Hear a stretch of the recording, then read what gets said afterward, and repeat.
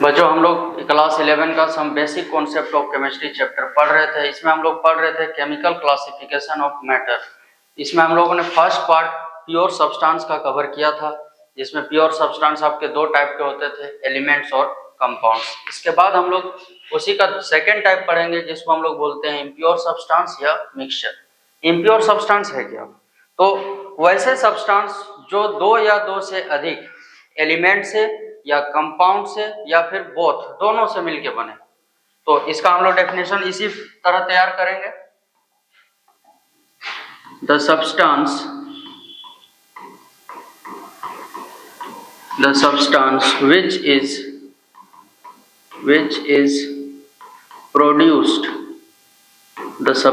which is produced by the combination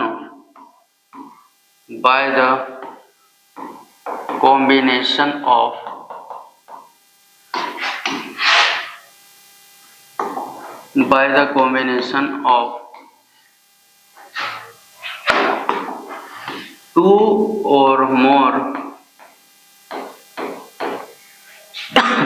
more elements or compounds और both, दोनों भी हो सकते हैं, और both is known as इसको हम लोग कहेंगे क्या? is known as mixture। मतलब वैसा substance, the substance which is produce, वैसा सब्सटेंस जो बना होता है। किससे बना होता है? तो दो या दो से अधिक एलिमेंट होगा या फिर कंपाउंड होंगे या दोनों होंगे, उससे मिलकर बना रहेगा, उसको हम लोग बोलेंगे इम्प्योर सब्सटेंस। अब इसका हम लोग एग्जांपल लेते हैं। इसमें हम लोग एग्जांपल लिए हैं कॉम्बिनेशन ऑफ एलिमेंट्स का, दो एलिमेंट से आपस में मिलके बनेंगे। इसमें जनरली एग्जांपल में आपके आएंगे वो है एलॉयज। एलॉयज में हम लोग एक लेते हैं जिसका नाम है ब्रॉन्ज।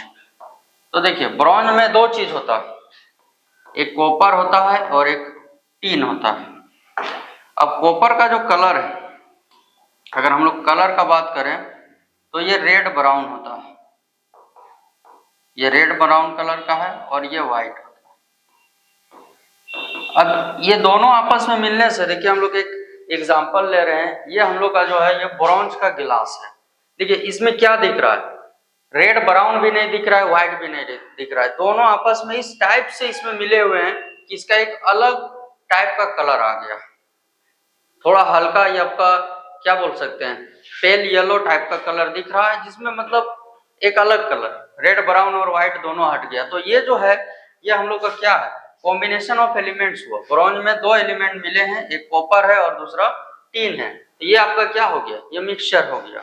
अब इसके बाद हम लोग लेते हैं कॉम्बिनेशन ऑफ कंपाउंड्स। दो कंपाउंड हम लोग लेते हैं, इसमें हम लोग एग्जांपल लेते हैं mixture of sand and water. देखिए सैंड और वाटर का मिक्सचर लेते हैं। इसमें सैंड का फॉर्मूला होता है SiO2 + H2O। तो देखिए ये सब आप लोग पीछे पढ़ चुके थे, ये दोनों क्या है? कंपाउंड है। देखिए हम लोगों ने इस एक डब्बे में, यहाँ पे आप लोग को साफ साफ दिख रहा है, ये सैंड और वाटर का हम लोगों ने क्या लिया? मिक्सचर लिया। तो यहाँ आप लोग देखिए कुछ दूर तक, तो ये वाटर ऊपर दिख रहा है, सैंड नीचे दिख रहा है। आगे हम लोग इसका टाइप्स ऑफ मिक्सचर में पढ़ेंगे, दोनों अलग अलग टाइप के मिक्सचर होंगे, लेकिन यहाँ कॉम्बिनेशन किसका? यहाँ कॉम्बिनेशन है कंपाउंड्स का। देखिए ये नीचे जो बैठा हुआ बालू दिख रहा है, ये सिलिकॉन ऑक्साइड है, और ऊपर में देखिए साफ साफ वाटर दिख रहा है, ये हम लोग का क्या है? एक अलग क्या बोलते हैं? कंपोनेंट है। दोनों अलग अलग कंपोनेंट दिख रहे हैं, और ये दोनों कंपोनेंट जो है वो हम लोग का क्या है? कंपाउंड है।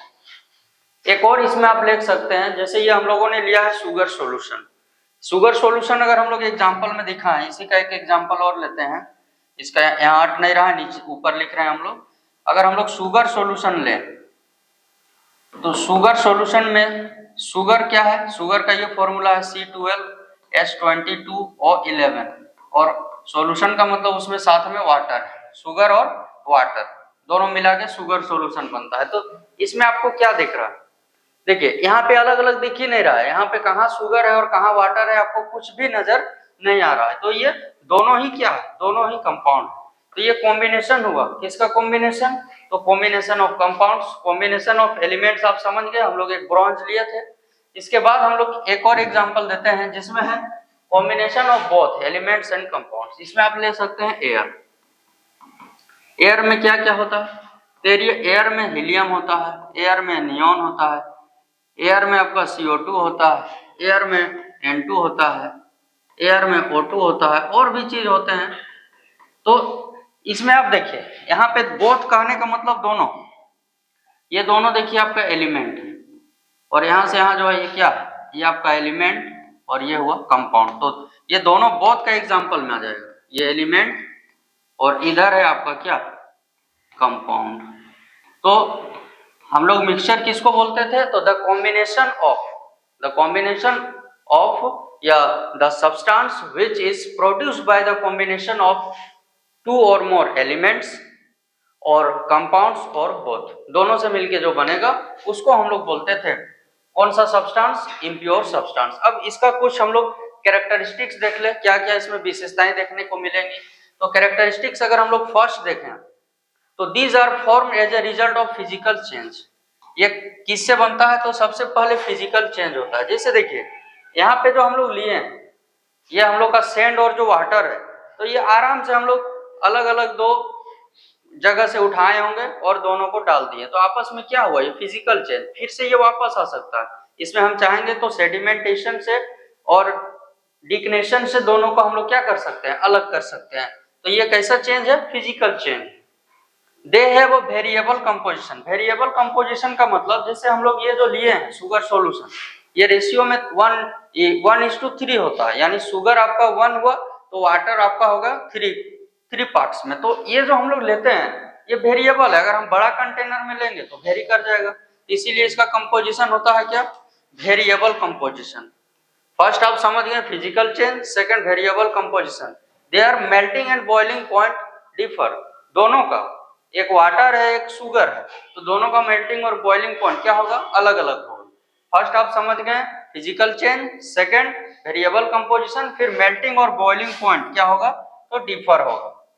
इसके बाद है थर्ड जो है हम लोग का, थर्ड हम लोग लिखे हैं they can be separated using different separation method. अलग अलग मेथड से हम लोग इसको क्या कर सकते हैं, सेपरेट कर सकते हैं। सैंड और वाटर को अलग से किए तो शुगर और वाटर को अलग से करेंगे, तो सारा का सेपरेशन मेथड अलग अलग है। उसके बाद का प्रॉपर्टी है आपका सेकंड है, ये सेकंड बोल रहे हैं, फिफ्थ है, फिफ्थ प्रॉपर्टी है हम लोग का, वो है the properties of the mixture are as a result of the average properties of all the constituent. कहने का मतलब हुआ कि जो मिक्सचर का जो बाद में प्रॉपर्टी मिलेगा, जैसे हम लोग शुगर सॉल्यूशन लिए थे तो शुगर और वाटर का जो प्रॉपर्टी आएगा, फर्स्ट में जो प्रॉपर्टी होगा मिक्सचर बनने के बाद उसका प्रॉपर्टी उसका हाफ हो जाएगा। कहने का मतलब जैसे मेल्टिंग बॉइलिंग पॉइंट 100 डिग्री था, तो दोनों का जो बॉइलिंग पॉइंट हम लोग एवरेज निकालेंगे, शुगर का अलग निकालेंगे, वाटर का अलग निकालेंगे, और दोनों सॉल्यूशन बनने के बाद जो मेल्टिंग पॉइंट आएगा वो दोनों का एवरेज होगा। यानी सारा प्रॉपर्टी इसी टाइप से क्या होगा, एवरेज प्रॉपर्टी निकलेगा जितना भी होगा। तो सबसे पहले आप समझे फिजिकल चेंज से बनता है, वेरिएबल कंपोजिशन है, मेल्टिंग और बॉइलिंग पॉइंट डिफरेंट है। इसके बाद हम लोगों ने पढ़ा कि उसको सेपरेशन मेथड अलग अलग है। उसके बाद है वो है आपका एवरेज उसका प्रॉपर्टी होगा। उसके बाद टाइप्स ऑफ मिक्सचर देखेंगे। टाइप्स ऑफ मिक्सचर दो टाइप के होते हैं, एक होमोजेनस और दूसरा हेटेरोजेनस। होमोजेनस किसको बोलेंगे, तो जिसमें जो कंस्टिट्यूएंट पार्टिकल्स हैं वो अलग अलग दिखाई नहीं देंगे, मतलब the mixture in which the components mix together in such A way that they क्या बोल सकते, they spread through out the mixture. पूरा मिक्सचर में वो आपस में क्या होते हैं, फैले हुए रहेंगे। यानी इसका हम लोग डेफिनेशन अगर लिखना चाहें तो कुछ इस टाइप से लिखाएगा, the mixture in which components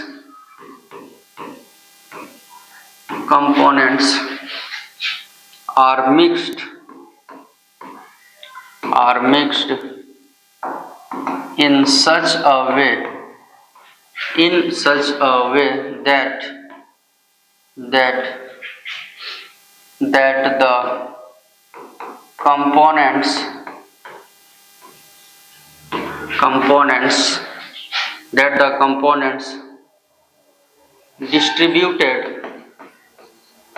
the components distributed throughout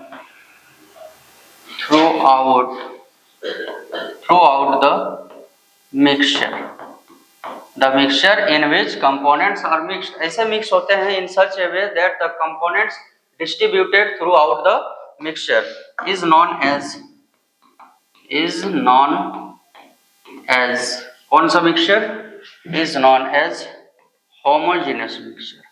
मतलब ऐसे फैले होते हैं कि पूरा मिक्सचर में आपको दिखाई देंगे।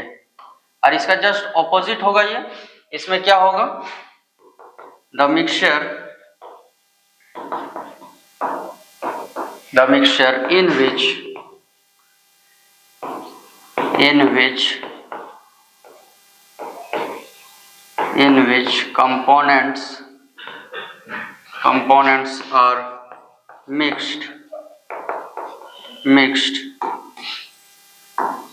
in which components are mixed in such a way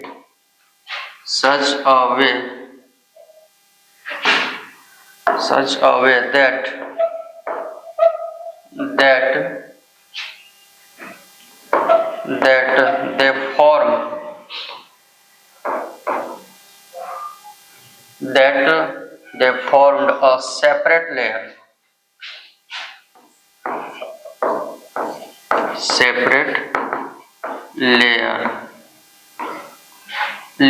in the mixture में एक अलग लेयर का फॉर्म करेंगे, इसे मिले हुए रहेंगे। इज नॉन एज, इसको हम लोग कहेंगे कौन सा मिक्सचर? तो इज नॉन एज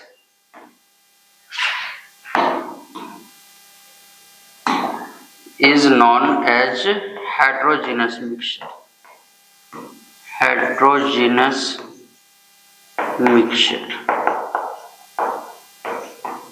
देखिए इसमें हम लोग एग्जांपल से इसको क्लियर करते हैं।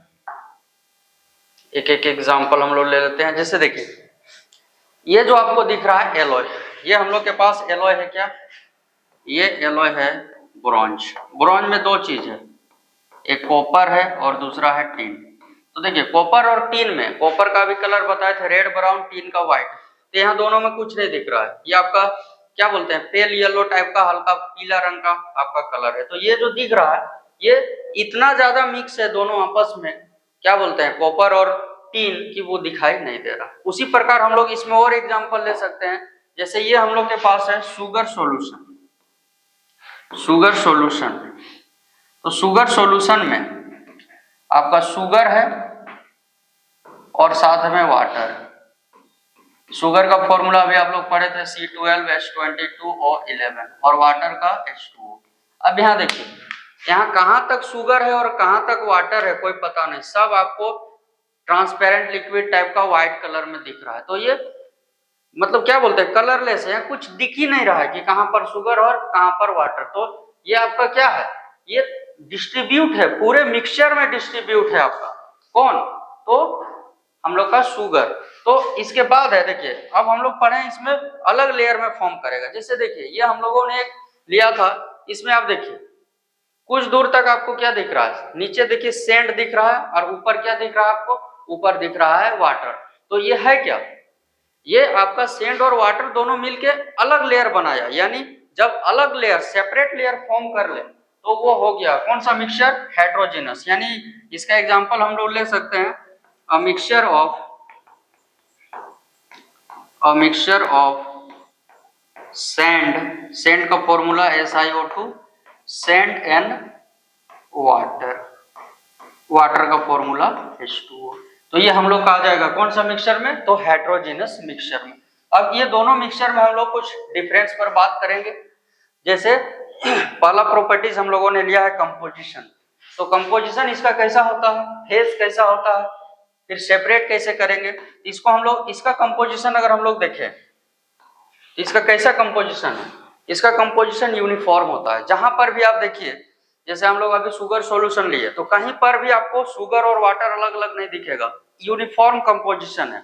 इसमें भी देखिए कहां पर आपका टीन है और कहां पर कॉपर है वो दिख नहीं रहा है, तो ये कैसा कंपोजिशन, यूनिफॉर्म। तो यहां लिखेंगे it has a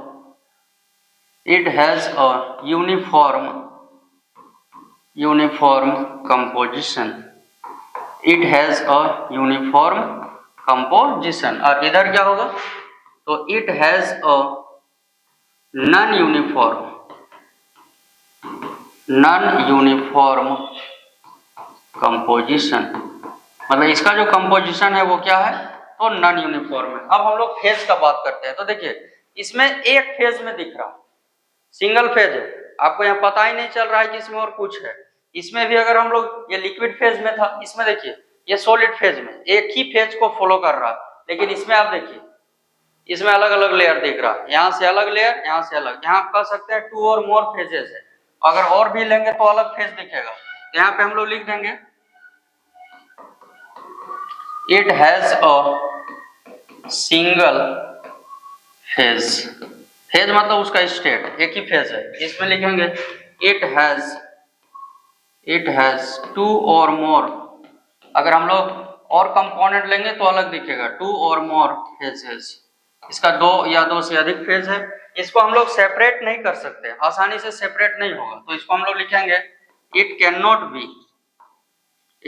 not be separated out, it can not be separated out physically, PHYS physically, इसको हम लोग फिजिकली सेपरेटेड आउट नहीं कर सकते। इसको कर सकते हैं आसानी से हम लोग, it can be separated out